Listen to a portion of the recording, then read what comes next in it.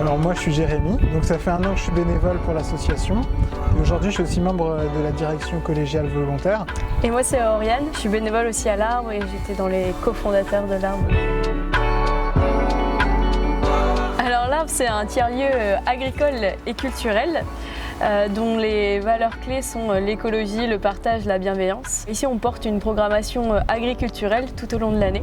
L'association loue désormais un corps de ferme où on est en train de rénover 4 espaces. Le premier a ouvert en avril, donc c'est le co-living, un grand gîte-étape avec une capacité de 15 couchages. Et donc les prochains espaces qui vont voir le jour à l'avenir, c'est la salle de spectacle pour juin 2022.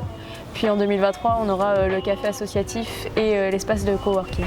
Et les adhérents ont la possibilité de faire partir de ce qu'on appelle la direction collégiale volontaire. Donc on a une gouvernance qui est vraiment horizontale. On se réunit à peu près 1 fois par mois et c'est l'organe qui coordonne les missions de l'association. Nous on est situé juste à côté de Port-en-Bessin à Com, c'est un petit village de 300 habitants et dans une région qui est quand même très touristique avec les plages du débarquement qui attirent beaucoup de monde chaque année.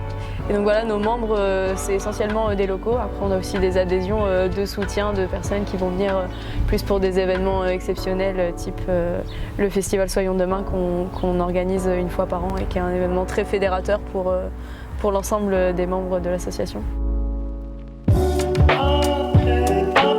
On interagit pas mal avec les associations locales, ça s'est vu aussi pendant le festival le week-end dernier où on a le Répar Café qui est venu, les Dérailleurs, le C-Rock, Surfrider, donc voilà pas mal d'associations engagées sur les thématiques environnementales et sociales.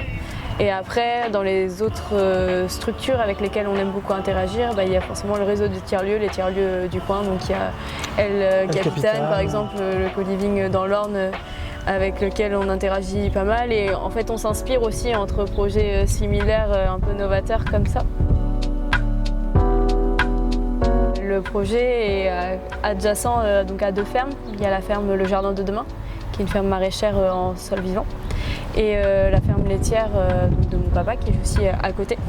Et donc on cultive aussi ces interactions avec ces fermes. On avait mis en place un parrainage d'arbres l'hiver dernier pour permettre déjà de planter des arbres et ça c'est super chouette pour l'environnement, pour notre paysage, notre bocage et pour l'environnement, stocker du carbone, etc. On a quand même pas mal interagi avec les fermes parce que planter des arbres ça se fait pas comme ça et ça demande un certain savoir-faire. Donc on a mis au point cette grande plantation collective avec les membres et c'était aussi un événement de cohésion très fédérateur.